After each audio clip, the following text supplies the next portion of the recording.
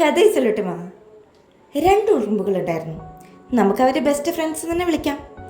ഇതിൽ ഒരു ഉറുമ്പിൻ്റെ ഒരു പ്രത്യേകത, എപ്പോഴും തടിച്ചുകൊണ്ടേയിരിക്കും, എന്ത് കഴിച്ചാലും തടി വയ്ക്കും. മറ്റേ ഉറുമ്പിൻ്റെ പ്രത്യേകത, എന്ത് കഴിച്ചാലും മെലിയും. അങ്ങനെ ഈ രണ്ട് ഉറുമ്പുകൾ കൂടിയിട്ട് ഒരു ഹോസ്പിറ്റലിൽ പോയി കഴിഞ്ഞപ്പോൾ ഡോക്ടർ പറഞ്ഞു, ഇപ്പോഴാണ് പിടികിട്ടിയത്. മെലിഞ്ഞുകൊണ്ടിരിക്കുന്ന ഉറുമ്പ് എപ്പോഴും ഉപ്പിൻ്റെ ഉള്ളിലായിരുന്നു ഇരിക്കുന്നുണ്ടായിരുന്നത്. തടിച്ചുകൊണ്ടിരിക്കുന്ന ഉറുമ്പോ പഞ്ചസാര കൂട്ടിലായിരുന്നു ഇരിക്കുന്നുണ്ടായിരുന്നത്.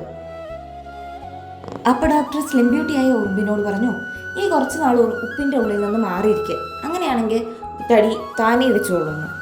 അങ്ങനെ ഉറുമ്പ് ഉപ്പിൻ്റെ ഉള്ളിൽ നിന്ന് വാസം മാറ്റി. പക്ഷേ എന്നിരുന്നാൽ പോലും ആള് വീണ്ടും മെലിഞ്ഞുകൊണ്ടേയിരിക്കുന്നു. പിന്നെ ഡോക്ടറുടെ അടുത്ത് പോയപ്പോഴാണ് മനസ്സിലായത്, ആളുടെ ഉള്ളിൽ ഇപ്പോഴും ഉപ്പിൻ്റെ അംശങ്ങൾ ഇരിക്കുന്നുണ്ടായിരുന്നു. കാരണം ഒരുപാട് നാളായല്ലോ ആ ഉപ്പിലിരിക്കാൻ തുടങ്ങിയിട്ട്. കഥ നമുക്ക് മാറ്റി വയ്ക്കാം. ഇനി നമ്മൾ ജീവിതത്തിലേക്ക് വരാം. ഈ ഉപ്പിനെ നമുക്കൊരു ദുശീലമായിട്ടും അതുപോലെ പഞ്ചസാരയെ നമുക്കൊരു നല്ല ശീലമായിട്ടും എടുക്കാം. ഇനി ഒന്ന് നിങ്ങൾ ചിന്തിച്ചു നോക്കിയേ. ഇനി നമ്മളുടെ ജീവിതത്തിലേക്ക് വരാം. നമുക്കും ഇതുപോലെ ഒരുപാട് ദുശീലങ്ങൾ ഉണ്ടായിരുന്നു അല്ലേ? ഈ ഒരുപാട് ദുശീലങ്ങൾ, അല്ലെങ്കിൽ അറ്റ്ലീസ്റ്റ് ഒരു ദുശീലമെങ്കിലും, നിങ്ങൾക്കിപ്പോൾ ദുശീലമൊന്നും കിട്ടിയില്ലെങ്കിൽ ഞാൻ നിങ്ങൾക്ക് പറഞ്ഞുതരാം. നിങ്ങൾ എപ്പോഴും ഒരു റീലല്ലല്ലോ കാണാറ്, ഇങ്ങനെ താഴോട്ട് റീലുകൾ സ്ക്രോൾ ചെയ്ത് പോകാറില്ലേ? അതൊരു ദുശീലമാണ്.